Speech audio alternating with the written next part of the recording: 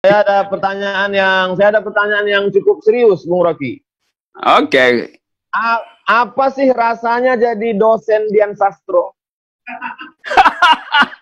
Ini pertanyaan yang paling membahagiakan karena diucapkan oleh seorang ustadz. Kalau wartawan gampang. Pertanyaan saya, mengapa pertanyaan itu harus dikhususkan ditanyakan oleh Ustadz Abdul Somad? Oke, saya Dian, ya orang selalu tanya itu kenapa, apa yang spesifik pada Dian Sastro? Enggak ada yang spesifik sebetulnya. Cuman pada waktu itu Dian Sastro itu public figure, orang yang dikenal di semua stasiun TV, semua mata kamera selalu membuntuti dia. Lalu dia masuk departemen filsafat. Saya kebetulan ngajar di situ waktu dia masuk. Saya tahu perkembangan intelektualnya tuh. Waktu dia mau bikin skripsi, dia minta saya pembimbingnya. Saya bilang minta izin pada ketua departemen supaya nggak ada gosip gitu, favoritisme. Ketua departemen bilang oke, maka saya bimbing skripsi dia tuh. Selama pembimbingan ya karena dia public figure, ya udah pasti macam-macam perspektif ada. Kemudian masuk hari ujian itu. Ini saya mau terangkan supaya orang juga bisa belajar dari event semacam ini. Waktu masuk ujian, biasanya di UI, pembimbing itu memberi nilai. Nah, pembimbing biasanya memberi nilai yang bagus supaya bimbingannya lulus kan. Yang kedua, ujian itu tertutup. Hanya beberapa dosen yang ada di situ yang boleh ikut. Nah, saya merasa, oke, ini banyak isu, maka saya bilang, oke, saya mau lawan ketentuan di UI. Saya bilang, ujian akan terbuka, semua orang boleh nonton pembelaan skripsinya Dian Sastro. Bahkan pers boleh datang. Mahasiswa boleh datang, semua dosen. Itu pertama kali saya terobos aturan itu. Karena saya mau bilang, harus fair. Kalau dia nggak bisa jawab, dia akan diolok-olok oleh satu kampus UI itu. Lain kalau tertutup kan bisa saling membahagiakan. Saya bilang, buka aja. Benar, jadi itu dibuka. Lalu saya bilang ke Dian dan pada pimpinan Departemen Filsafat, saya bilang, saya pembimbingnya, tapi saya nggak akan kasih nilai. Jadi silahkan kalian kasih nilai. Kalau dia memang bodoh, kasih dia nilai D. Kalau dia pintar, kasih dia A. Tuh. Akhirnya, itu disepakati. Itu pertama kali pembimbing tidak kasih nilai. Supaya fair gitu. Kalau kasih nilai, siapa sih akan lulus? Karena saya nggak kasih nilai. Saya bilang pada Dian, Anda harus fight sendiri dengan argumen. Hasilnya apa? Sidang terbuka, saya tidak kasih nilai, Dian Sastro dapat A. Jadi saya bilang, kalau orangnya pintar, lihat aja kepintarannya, jangan ditambah-tambah dengan variabel keartisan, favoritisme, cantik, segala macam itu nggak ada urusan. Jadi otak hanya bernilai otak, itu poinnya tuh. Dalam politik juga harusnya begitu tuh. Gitu. Jawabannya luar biasa. Bung Rocky, ada masanya berbunga, ada masanya harum semerbak, tapi kemudian ada masanya layu dan kemudian mati. Bagaimana orang filsafat melihat kematian? Kematian itu, orang filsafat nggak bisa melihat kematian. Karena orang filsafat menganggap, ya kematian itu adalah sama misterinya dengan kehidupan. Ada filsafat Epicurus bikin poin bahwa waktu kita hidup, kita tidak mati. Waktu kita mati, kita tidak hidup. Jadi itu dua kualitas yang tidak perlu diperbandingkan sebetulnya. Agama punya point of view yang lain bahwa kematian itu adalah penundaan dari harapan sebetulnya. Harapan itu hanya bisa kita peroleh dengan melewati fase kematian itu. Jadi ada politics of hope di dalam kematian itu. Kehidupan itu ada politics of memory. Memori kita coba hentikan supaya kita punya hope.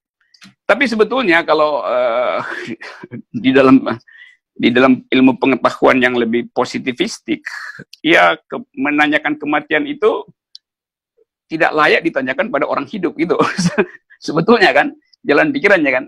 Jadi sama misalnya kalau orang bertanya, Pak Rocky kita mau seminar, kami panitia butuh biodata Pak Rocky.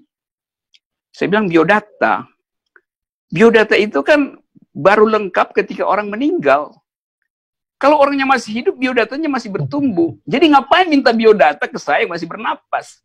Begitu saya tulis, 1 menit saya email, biodata saya berubah. Karena saya diundang ngomong dengan Ustadz Somad. Kan saya nggak bisa tuliskan pada waktu sekarang kan, bahwa biodata saya bicara dengan seorang Ustadz rohaniawan, Yunto, public critics, yang berakal sehat. Saya nggak bisa tambahin di situ karena masih berlangsung. Kalau saya meninggal, orang akan catat bahwa saya pernah bicara soal beginian dengan Ustadz, dengan UAS, Ustadz Akal Sehat.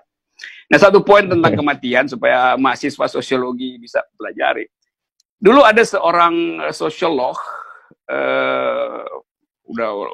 udah meninggal, lupa namanya, Roslow, oke. Wartawan tanya pada dia, Pak Profesor, bila Anda meninggal, Anda ingin dikuburkan dengan cara apa dan di mana? Kata si profesor, tanyakan pada jenazah saya. Karena Anda tanya kalau saya udah meninggal, nah saya masih hidup, saya nggak bisa jawab. Jadi kalau saya udah meninggal, tanya pada jenazah saya. Jadi pertanyaan tentang kehidupan nanti itu adalah pertanyaan untuk si mati. Selama orang hidup, dia hanya bisa berupaya untuk menggambarkan kenikmatan hidup nanti, kebahagiaan. Dan dalam keadaan itu, teologi dan filosofi bersahabat baik. Karena teologi berupaya untuk menggambarkan kehidupan yang pasca nanti itu. Di dalam format yang indah, segala macam. Nah, filsafat berupaya merasionalisir jalan pikiran itu. Atau mengkritik secara rasional jalan pikiran itu. Nah, di situ, tema kematian menjadi tema bersama antara teologi dan filosofi. Apa yang ingin Bung Rocky tinggalkan untuk kemanusiaan? Saya ingin tinggalkan persaudaraan. Saya ingin tinggalkan kesetaraan warga negara. Karena kita nggak bisa tinggalkan hal lain. Itu kita nggak bisa bilang, kita akan tinggalkan moral yang baik. Mungkin 1 detik sebelum saya meninggal justru moral saya memburuk gitu kan. Saya tidak bisa tinggalkan materi segala macam. Jadi saya hanya bisa mengatakan bahwa persaudaraan, persahabatan itu adalah nilai terbaik di dalam kehidupan yang sekuler hari ini. Kehidupan yang di dunia itu. Kehidupan setelah kehidupan sekulum adalah kehidupan yang setiap orang punya imajinasinya sendiri itu. Jadi sebagai orang publik kita hanya bisa bicara tentang kepublikan manusia. Di dalam komunitas agama kita akan saling mendoakan. Di dalam komunitas religius kita berupaya supaya ada sahabat kita tiba dengan tanpa cacat di pintu surga. Kita ingin agar supaya keluarga kita ada di dalam suasana yang bahagia dan membayangkan kehidupan berikutnya juga dengan cara yang berbahagia. Tapi itu wilayah komunitas privat itu. Nah, dalam komunitas publik kita ingin agar supaya kesetaraan warga negara tetap dipelihara oleh rejim manapun. Penghormatan terhadap hak asasi manusia, social tolerance, segala macam. Jadi semua yang ada di konstitusi itu adalah nilai-nilai baik kehidupan publik. Konstitusi yang adil dan makmur tentunya tuh. Oke. Dunia penuh dengan caci maki, sampai-sampai manusia teler. Senang berteman dengan Bung Rocky, bersama-sama kita hadapi Buzer. Wah, no Somad, no hikmat. Oke, UAS, Ustadz Akal Sehat. Lebih kurang 1 jam bersama Bung Rocky. Janji kita jam 10. Saya amat sangat ucapkan banyak terima kasih kepada Bung Rocky. Insya Allah kita ketemu di Pekanbaru atau di Jakarta, bicara lebih panjang lebar lagi insya Allah. Oke, kita bicara dengan cara yang disengaja, bukan yang tidak disengaja gitu ya. Oke, assalamualaikum warahmatullahi wabarakatuh. Salam, selamat malam. Terima kasih. Oke, terima kasih ya, bye. Terima kasih, bye.